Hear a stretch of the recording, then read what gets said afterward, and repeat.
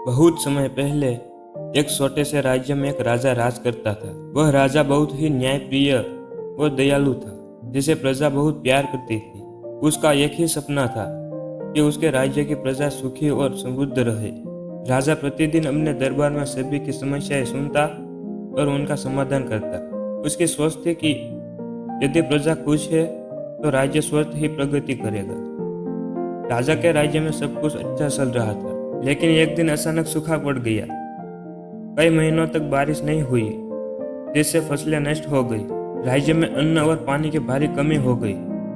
प्रजा भूख और प्यास से तड़पने लगी। लोग राजा के पास पहुंचे और अपने समस्याएं बताई। राजा ने सभी की बात ध्यान से सुनी और तुरंत अपने खजाने को खोलने का आदेश दे दिया। उसने अपने राज्य के सभी संसाधनों को प्रजा के बीच में बांटने का निर्णय लिया, ताकि कोई भूखा न रहे। लेकिन समस्या यही खत्म नहीं हो रही। कई महीनों तक बारिश न होने के कारण स्थिति और भी गंभीर हो गई। प्रजा निराश और हताशा हो गई, लेकिन राजा ने हार नहीं मानी। उसने अपने मंत्रियों से सलाह मशवरा किया और तय किया कि वह पास के राज्य से मदद मांगेगा। राजा स्वयं वहां के राजा से मिलने गया और उसकी सहायता से अपने राज्य में भोजन और पानी की व्यवस्था करवाई। कुछ दिनों बाद राजा ने एक बड़े यज्ञ का आयोजन करवाया, ताकि भगवान को प्रसन्न किया जा सके और बारिश हो। यज्ञ के बाद अगले ही दिन घने बादल हो गए और झमाझम बारिश होने लगी। पूरा राज्य खुशी से झूम उठा। फसलें फिर से लहलहाने लगी। नदियां और तालाब पानी से भर गए। प्रजा ने अपने राजा की जय जयकार की और उसे देवता समान मानने लगी।